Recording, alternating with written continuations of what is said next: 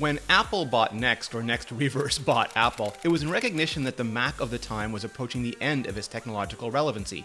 The operating system that had helped start a personal computing revolution had become old and outdated, and NextStep offered a new foundation and a new beginning that Apple could build on for decades to come, and that became OS X, which became macOS. But no stack reaches to infinity, and even though NextStep powered everything from the Intel transition to the advent of the iPhone, it too has gotten old. So what's Apple to do? Look around for the next? There isn't one. At least nothing is practical and pragmatic that could power Apple for the next 2 decades. So instead of building an entirely new bridge as part of a multi-year transition, Apple is spending those same years replacing key components of its existing bridge, pillar by pillar, cable by cable, section by section. APFS, the Apple file system, is replacing HFS+, Metal, the Apple graphics layer, is replacing OpenGL, and subsuming a host of other graphics and animation frameworks. The launch daemon, the Windows server, one after another, legacy code and technical debt is being rewritten and paid down.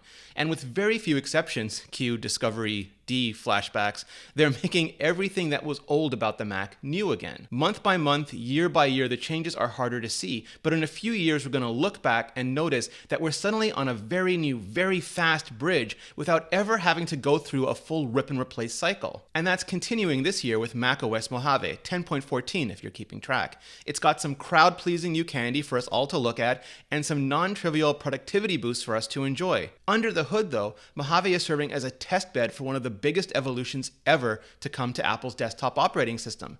Support for what were originally mobile apps. Yeah.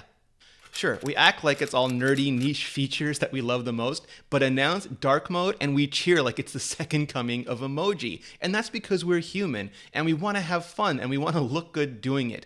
And that's what dark mode is all about. The goal of the new dark mode interface appearance is to let the cruft fade away and the content pop, like pop. Previously, this was the realm of pro apps and exclusive to creative pros. But just like the definition of pro has widened over the years, so is the understanding of the value of a proper dark mode. It can reduce the type of glare that sometimes contributes towards eye strain, and the light pollution that can contribute to you being hit in the head by a pillow when working on a sofa or in bed. It can also help you focus, whether it's on content you're creating, editing, or consuming, or the tasks you're trying to get done. It works because dark mode on Mojave is enveloping. Dark menu bar, dark dark apps, dark sidebar, dark buttons, dark backgrounds, but it's also deliberately consistent with the light mode, so you can switch back and forth without it feeling disruptive. That the modes are so easy to switch between is especially great. While I love dark mode for some pro apps and late night use, I find it a bit overbearing and even gloomy if I sit in front of it all day. My eyes and my mood need light. This way, whenever I have the slightest urge to switch, I just switch and go on about my business. Developers can even specify different colors and appearances for dark versus light interfaces in asset catalogs. So, for example, a lighter sky blue banner for light mode, but a navy blue banner for dark mode. That way apps look cohesive no matter which mode you're in. To coincide with dark mode, Apple has added new accent colors as well, and they work for both dark and light. Joining the venerable blue and graphite are red, orange, yellow, green, purple, and pink. It might seem like a small thing, but being able to highlight your interfaces with your favorite colors doesn't just make your controls pop, it makes you pop. Some of what Apple has done with dark mode is obvious. When you click a button, instead of it getting darker, it gets brighter. Some is not so obvious though. The effect that indicates buttons are grouped together, instead of looking recessed, now looks backlit. Windows, on the other hand, to maintain a consistent depth effect, have drop shadows in dark mode just like they do in light mode, though dark mode gets a rim stroke to go along with a stronger rim shadow to keep it looking nice and crisp. Also, dark mode isn't just dark as in desaturated. In order to prevent clashes, the system samples what's behind a window, including the wallpaper. Then it subtly tints the window and the controls because of their slight translucency based on the average colors mixed with a base gray, so that the color temperatures of the windows match the rest of the environment and your wallpaper. It's a dynamic process that updates as you move windows around, so all the elements on your screen always feel part of the same whole. If you hate the idea of tinting, you can pick the graphite accent color and that'll force no tinting at all.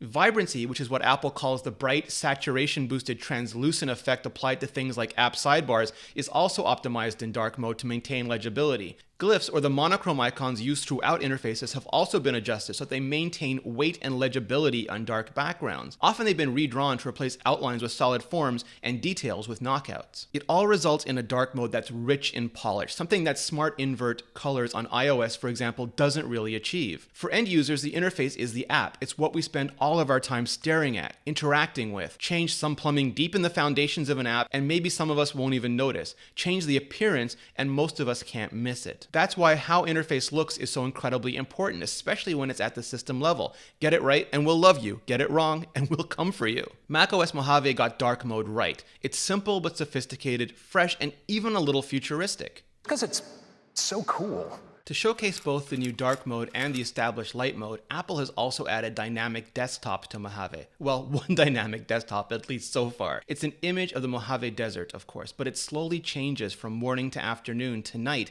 as the sun rises and sets. The effect works so well, I hope Apple considers adding more dynamic wallpapers to the mix. Actually, I hope Apple lets designers and developers make third-party dynamic wallpapers for both macOS and iOS. If we can have sticker apps, why can't we have wallpaper apps? It just makes the whole system feels so much more fluid and alive. And to make sure you can see that system, Apple is also adding desktop stacks. Confession. I'm one of those people who dumps almost everything onto the desktop, and then when it feels too cluttered, I drag it all into downloads and leave it there, buried, until system cleaning or failure requires or ordains its removal. I do snap them into an orderly grid though, I'm not a monster. So for me, the idea of something that automatically creates some kind of balance between the desktop dump and folder 'em and forget 'em has a lot of appeal. Just hit Finder, View, Use Stacks, and all of your files race into neat little piles. By default, they're sorted by type. You can change that to date added, modified, created, or last opened, or have them stacked by tag instead. Once you have stacks turned on, any new file you fling at the desktop will curve instead into stacks as though it's caught in a gravity well. Try as you might, and it's fun to try, you just won't be able to mess up your desktop again. When you want to see what's in a stack, place your mouse pointer over it and then scrub through it using a two-finger swipe, or just click on it to expose the entire contents. That it's broadly consistent with how stacks have worked in the dock for years is a huge plus. There's nothing better than when expected behavior actually meets your expectations. Now I'm just wondering if stacks mean the lack of clutter will cause me to leave even more on my desktop. Finder has a new gallery view that feels like CoverFlow finally graduated from college and got a job.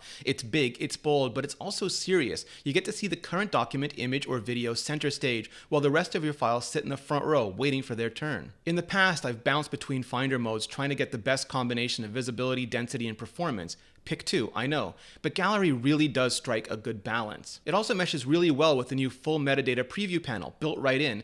It's most valuable with photos where you can see all the EXIF data you want, anytime you want. The new quick action panel is much the same. You can rotate, crop, or annotate an image, trim audio and video, build PDFs, and even create custom automations. It's contextual, so the exact option you get depends on the type of file or files you've selected, but it means you can do a bunch of common tasks right from the Finder without having to open a single app.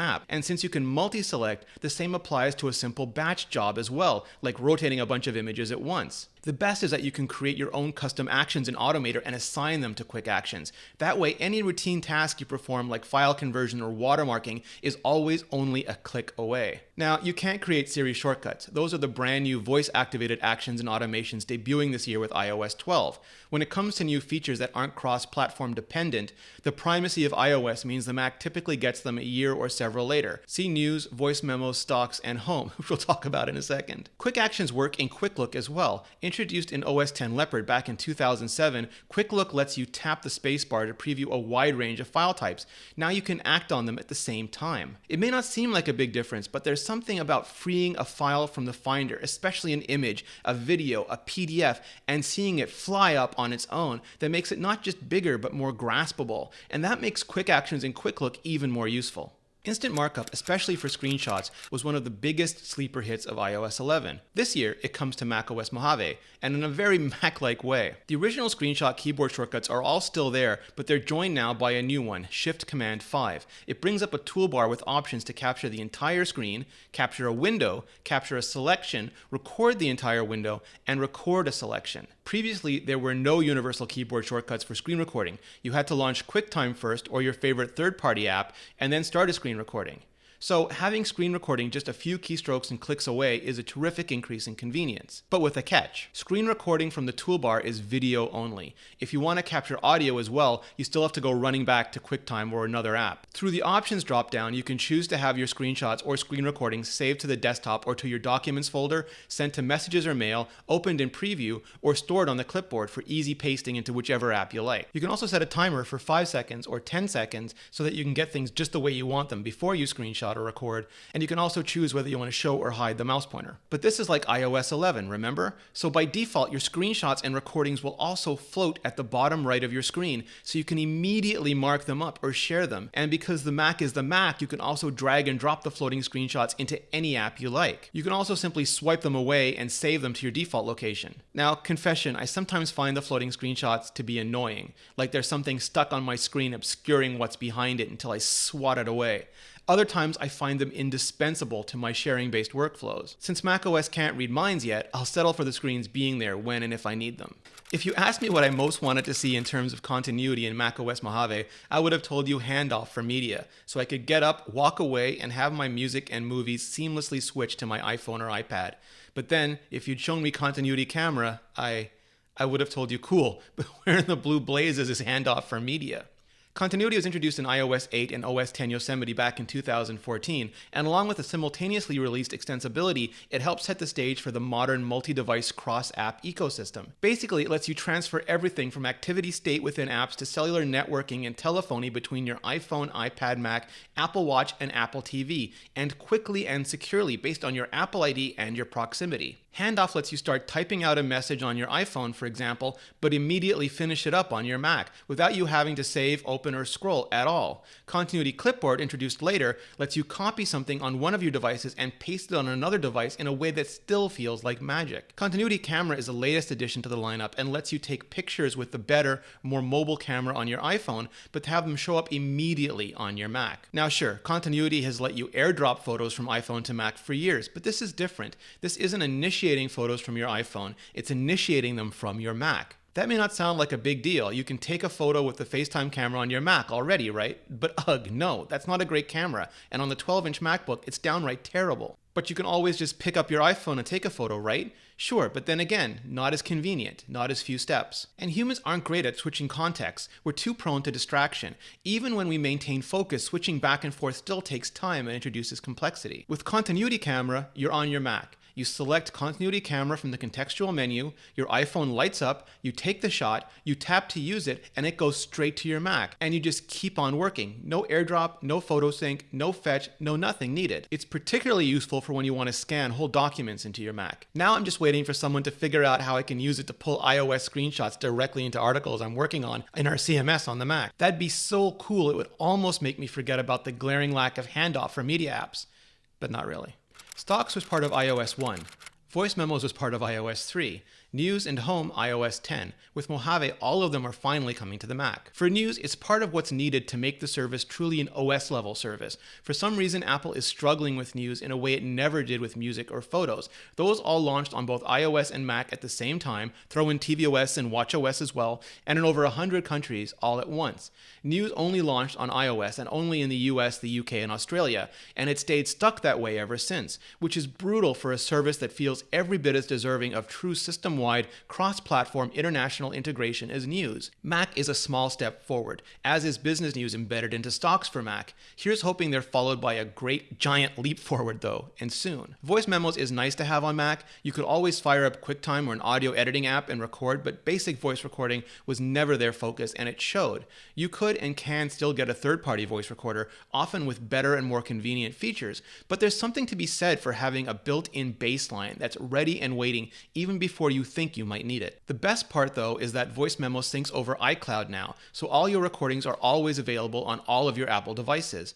While moving them from iOS to macOS has gotten considerably less painful over the years, nothing beats not having to move them at all. Now they just sync, and all we need is a continuity microphone, right? Home is also on the Mac now, and I'm as happy to have it as I was frustrated it took this long to get it. I mean, even when we got Siri on Mac, we didn't get HomeKit support until now. And I'm all in on HomeKit, so for the past few years, I've had to reach for an iPhone or iPad to control it. Yes, like a monster. The advent of HomePod and ambient voice control has made issuing commands easier, but it's done nothing to address HomeKit management.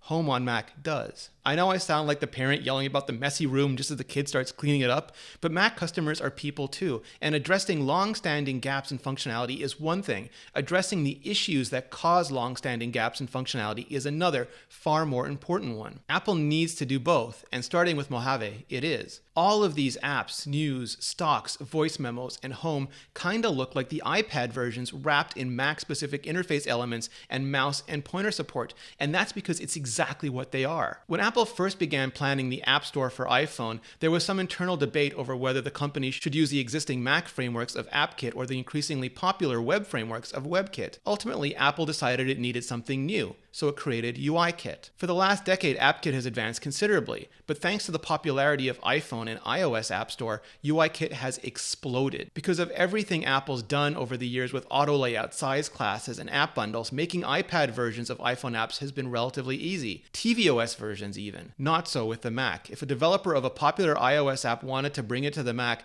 large parts of it had to be ported from UIKit to AppKit, even if that developer was Apple. That's why many developers of popular iOS apps didn't bother, including Apple. In many cases, it wasn't because they didn't want to. They simply lacked the resources necessary to move the apps over, given how much work they felt they still had to do in order to maintain their success on iOS, also still including Apple. The good thing about problems Apple has to solve for itself is that it typically solves them for developers as well, and they have, even if the solution has been obvious to some and terrifying to others for years. UIKit on the Mac. Apple is positioning it as another option for developers alongside AppKit, WebKit, and the graphic engines often used by games and some design apps. And yeah, the horrible Electron localized Chrome tab apps that are the new Adobe Air or Java apps. It's part of a multi-year project that's being worked on by many teams within Apple and should result in pushing not just Mac apps forward, but all Apple apps. Because iOS and macOS share so many common foundations, sliding UIKit apps in alongside AppKit apps, it's not like starting from scratch. But because iOS and macOS share very different user interface paradigms, a lot of work still has to be done. Apple is going to make that easier by moving key UIKit frameworks to the Mac and adapting them for use with the trackpad and mouse and pointer control. Mac interface conventions like the window controlling traffic lights, scroll bars and resizing, and the Mac versions of copy paste and drag and drop. That's where news, stocks, voice memos, and home fit back in. Apple is using them to dogfood the first phase of this project. They're all iPad apps, but they've been brought over to the Mac with very few code changes, according to Apple. I've been using them for a while. They're way better and more resource efficient than Electron apps, hi Slack, and feel better than progressive web apps, which still feel like something being pushed onto the market to serve a program manager and not engineering or customer needs. But they still don't feel like traditional Mac apps, to me at least not yet. They're so freshly ported, their touch-centric interfaces still squeak of iPad every time they spin around too quickly. Maybe that'll change over the course of the next few years, or maybe what we consider to be the traditional Mac feel will change, or maybe Macs themselves will change, just as they did when we transitioned from Classic to Carbon to Cocoa, and there'll be just as much grumbling and hot-taking along the way. The Mac has to keep evolving though, and Mac apps along with it. That's what it's been doing for going on 2 decades already, and it'll keep doing it, hopefully for many more. Again, it's going to take a couple years to get through it, but the Mac app ecosystem should end up being all the more vibrant because of it. I love the Mac App Store. It makes it incredibly easy to download and re-download apps to any Mac I'm using or reviewing without having to worry about malware,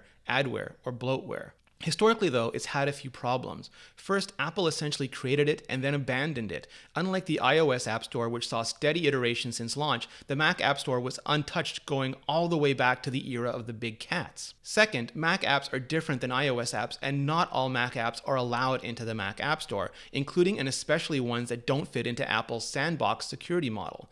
That meant that you still had to go outside the mask to get some of your apps, sabotaging the convenience. With Mojave, Apple is addressing quite a bit of both of those problems. It starts with a complete redesign. It's in the same spirit as last year's iOS App Store redesign, but not exactly the same style. Instead of a few generic tabs along the bottom, it has categories down the side. The first is Discover, which serves the same purpose as the Today tab on iOS. For consistency's sake, I'd have preferred it to be called Today, but there simply isn't enough content going through the Mac App Store as there is on iOS, and so the pace will be weekly, not daily, and calling it this week would just be awkward. Discover is filled with the same great editorial curation, including spotlights, interviews, lists, and tips and tricks, and brilliant graphic design as Today, though. That's what matters. Also, top charts live here now, if that's still your jam. The other tabs are Create, Work, Play, Develop, Categories for everything else, and Updates. Product pages are more like iOS now. There are previews which give you a much better impression of an app than stills ever could, and you can see if apps have been chosen by the editorial team, and ratings and reviews are now easier to see and to get to. And Mac developers are getting the same ratings and review API that iOS enjoys, so they can respectfully ask for your feedback in their apps. As far as I can tell, there's still no way to gift apps from the Mac App Store, which is really frustrating since I've been waiting years to be able to give my favorite Mac apps to my favorite people, so there's still work to be done. But progress. Speaking of which, there are also some changes going on under the hood with how sandboxing handles root requests, for example, which will allow apps like BBEdit and Transmit back into the Mac App Store. There's still more that needs to happen here, which is why Coda isn't returning, for example, but hopefully it's just the beginning of making sandboxing really work for most apps. For now, though, the new Mac App Store looks great, and all Apple needs is a ton of Mac apps to fill it. Oh wait, we just talked about that with the UIKit apps. Group FaceTime calls are here, and they're even better than I dared hope they'd be. You can place a group FaceTime call to up to 32 people at a time. That number wasn't chosen at random. It matches the current iMessage group limit, so you can move seamlessly between text and audio and video chat without anybody ever getting left out. It's essentially the same as it works on iOS. You don't get all the fancy AR camera effects you get on iPhone X because the Mac lacks a fancy true-depth camera. At least current Macs do. Apple has a way of pushing its cool new technologies across its product line, though. So fingers crossed, Animoji, Memoji, AR stickers, and all the rest will be coming to both Messages and FaceTime on the Mac at some point soon. Apple believes your personal private data should remain personal and private to you, not because you're doing anything wrong or you have anything to hide, but because it's your data and no company has any right to take it, even if the method of taking it is wrapped up in free services. Some would argue it's easy for Apple to say because its business doesn't depend on data exploitation, or that services are an historical weakness of the company, which makes them a clever strategic target. Whatever. As a customer, I'm happy to have the option not to have to pay for everything with invaluable personal data that I can never take back. And to help protect privacy in macOS Mojave, Apple is now requiring apps, including its own, to ask explicit permission to use the camera or microphone. Apple has done that for a while on iOS, but it's new to the Mac and it's some much needed catch-up. Apple is also providing the same protection to the Mail database, Messages history, Safari data, Time Machine and iTunes device backups, frequent locations and routines, and system cookies. What's more, Intelligent Tracking Prevention, which debuted last year, used machine learning to try and prevent cross-site tracking. Now it can also block the share, like, and comment buttons that social networks like Facebook and Twitter use to track you across the web. It'll also try to prevent fingerprinting, where companies try to track you based on the unique configuration profiles of your device by presenting simplified profiles that are much harder to track. It also removes support for legacy plugins that could be used for tracking. Like with iOS, Apple is beefing up iCloud Keychain's ability to generate new, strong, unique passwords. Because the Mac is a far more open operating system than iOS, Apple is only offering this inside Safari for Mac for now, not inside apps as it is with iOS, but it syncs with all your devices and still offers such good basic password management that there's no excuse anymore not to start taking better care of your personal security. The system will also flag reused passwords and make it as easy as possible for you to replace them with a new unique strong password. If your Mac is set up with SMS Relay, it can also offer to autofill any SMS security tokens sent your way. If you have a touch bar, SMS codes will also show up right there for you to tap and enter. For accessibility, dark mode is going to be great for anyone suffering from light sensitivity, though inverting colors on the light mode is still the best thing to do if you want everything, including content backgrounds, to be darkened. It also supports reduced transparency and increased contrast for anyone who wants greater legibility in dark mode. The accessibility keyboard has been improved with support for adding custom toolbars, custom resizing for any aspect ratio, better typing suggestions, automatic spacing after punctuation marks, and automatic capitalization for the first word in any new sentence. Think iOS keyboard. You can configure accessibility options for the login window right in Systems Preferences, Users, and Groups, and there's a new preference for platform switching using switch control. Once again, kudos to Apple for not only making sure accessibility is a consideration for every new product, but for every update to existing products. Mail now has a dedicated emoji button because emoji. Also suggested Mailbox help prompt you to clean out new messages from your inbox based on how you sorted previous messages. Safari finally has favicon support after choosing not to implement the old low-res ICO files of the past and then never really getting back on track until now. And yet everybody seems to love it so much that I guess I should have made this the lead. Bad host, Renee. In addition to HomeKit support for all your connected accessories, Siri and macOS Mojave can now play Find My iPhone alerts, answer questions about celebrities, food and motorsports, and search for your favorite photo memories, and even get your passwords for you.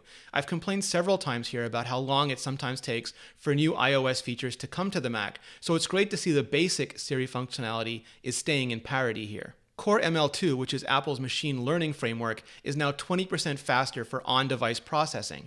That's thanks to batch predictions. And model sizes can be reduced up to 75% thanks to quantization. I'm going to have to look that up. Core ML is getting Create ML, which makes building machine learning models easier and faster, even for non-experts. It supports vision and machine learning and can work locally on your Mac, so you don't need a dedicated server. This year, as I watched the WWDC keynote and all the new iOS features flashed past, I found myself saying, finally a lot. iOS is over a decade old, but it still feels like there's so many functionality gaps left to fill. It's not that the Mac doesn't have those, as much as iOS is still catching up to some of the core computing functionality macOS has had since the very beginning. iOS is evolving so fast, though, that the Mac often feels like it's left behind. That's one of the things Apple is addressing with Mojave, including added much-needed support for HomeKit. But the more important thing Apple is doing is continuing the Mac's years-long march into the future. iOS might be over a decade old, but the Mac is fast approaching 2 decades, and the next derived foundations it's built on are older still, never mind the Unix foundations underlying all of that. There's nothing wrong with being old. It's stable, it's reliable, of being tried, of being tested, of being proven true, but nothing of the past can ever truly anticipate all the needs of the future. So it's the job of the present to keep evolving, maintaining the solid parts of the foundation, and replacing the ones that'll carry us no further. It's way smarter and less disruptive than waiting and hoping you can one day rip it down and replace it all with something new. It still causes some pain. A lot of what people have been complaining about over the last few years hasn't been the result of Apple laying on new features, but replacing core parts of the foundation. Previously, it's been about the system itself. Now, for the next couple of years, it's going to be about the apps that run on it as well. Yes, we still need the new Mac Pro and an answer about the Mac Mini, but when you look at the sheer scope of work Apple continues to pour into macOS year after year, occasional stumbles and all, it's impossible to doubt the company's commitment and love for the Mac. And make no mistake, managing a system with this much legacy is hugely complex, especially when it has such a wide and varied user base. People from creative pros who have been using Macs for years to people who bought an iPhone and then bought their first Mac and are trying to get into computers for the first time. You have to balance the features that are most important to most people with the features that your core audience really wants. And you have to do it years ahead of time. And that's where understanding things like probability come in. And that's where Brilliant comes in. They have amazing courses on so many things, including probability. You guessed it. Intro to probability, probability rules, conditional probability, probability applications, math of poker, discrete random variables, expected value, variance, discrete distributions, continuous random variables, continuous distributions, advanced techniques. And because Brilliant is sponsoring this show, you can go to brilliant.org/vector and sign up for free. And the first 200 of you who sign up will get 20% off the premium courses. Thank you so much, Brilliant. And that's macOS Mojave. Are you going to jump into the public beta? Are you going to stay away? Either way, I'd love to know what you think. Please hit like, please hit subscribe, and then let me know in the comments below. And thank you so much for watching. And macOS Mojave with all new dark mode, great updates to desktop and Finder, enhanced privacy and security, and a completely redesigned Mac App Store.